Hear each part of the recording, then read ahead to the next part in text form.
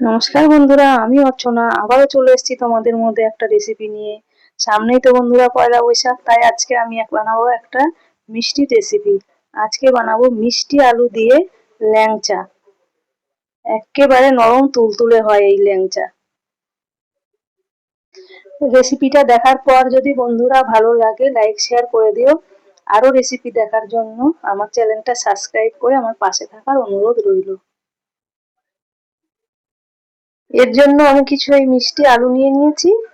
এই আলুগুলো প্রথমে আমি সেদ্ধ করে নেব। এই আলুগুলো সেদ্ধ করে নিয়েছি। এবার আলুগুলো আমি ছাড়িয়ে নেব এইভাবে।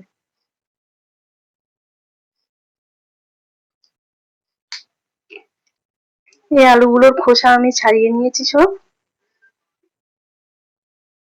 প্রথমে আমি চিনি শিরা করে নেব। উনুনে কড়াই বসিয়ে দিয়েছি। এবার এই কড়াইয়ে জল দিয়ে দেবো।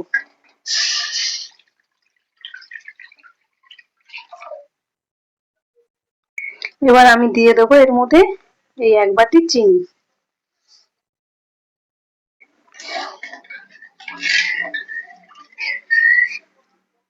এবার কিছু এই এলাচ দিয়ে দেবো আমি চিনির শিরায়।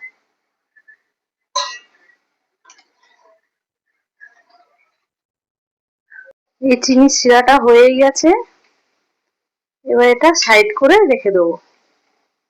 এবার আমি একটা এরকম থালা নিয়ে নিলাম।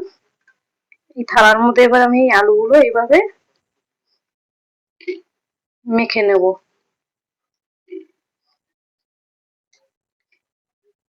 ভালো করে আগে চটকে মেখে নেব।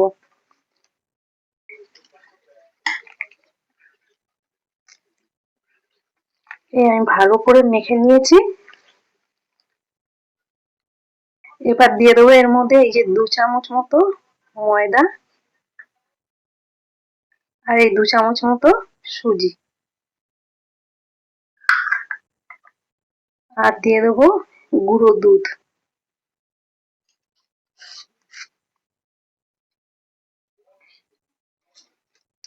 এবার আমি এটাকে ভালো করে মাখবো। খুব ভালো করে মেখে নিতে হবে।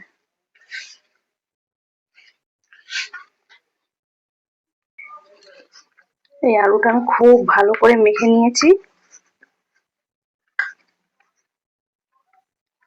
এই যে মাখা হয়ে গেছে।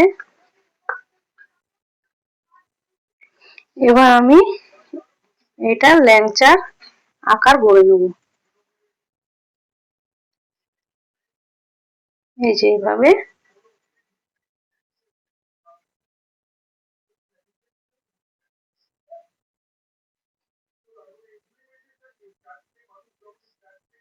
এই যে এইরকম করে সবকটা আমি বানিয়ে নেব।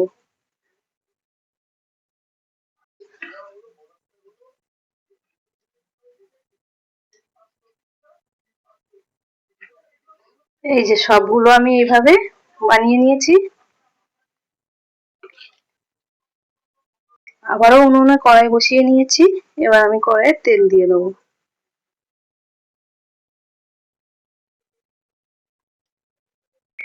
তেলটা একটু গরম হবে।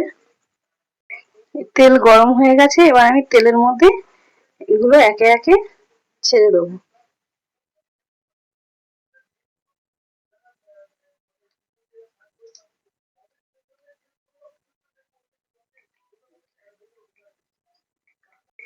এবার হালকা আঁচে এগুলো ভেজে নেবো, একেবারে হালকা আছে।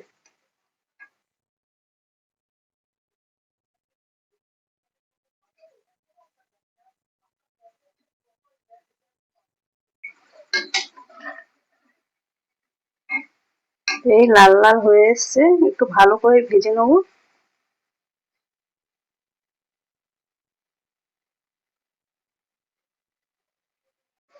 খুব সুন্দর কালার হয়ে গেছে।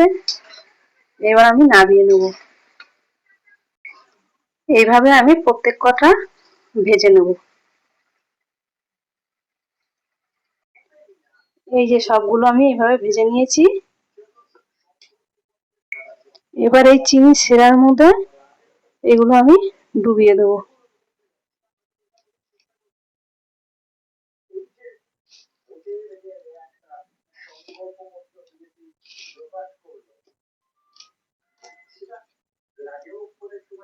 হয়ে গেছে সবকটা দেওয়া। এবার আমি 2-3 ঘন্টার জন্য এটা চাপা দিয়ে রাখবো। এই যে বন্ধুরা, রেডি হয়ে গেছে মিষ্টি আলুর ল্যাংচা।